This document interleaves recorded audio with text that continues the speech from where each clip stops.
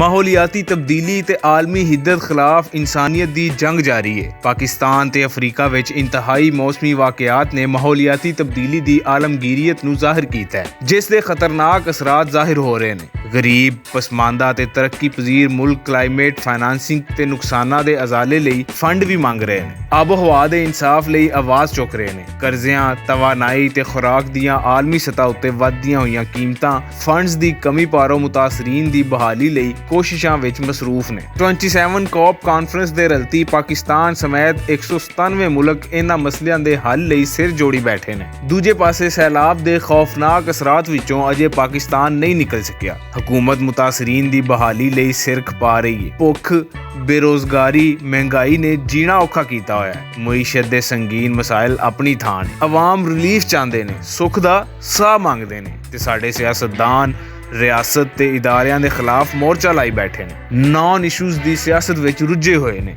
ਸਿੰਘ ਅੜਾਉਣ ਦੀ ਸਿਆਸਤ ਵਿੱਚ ਉਲਝੇ ਹੋਏ ਨੇ। ਆਵਾਮ ਦੁਖੀ ਏ, ਸੁੱਖ ਮੰਗਦੀ ਏ।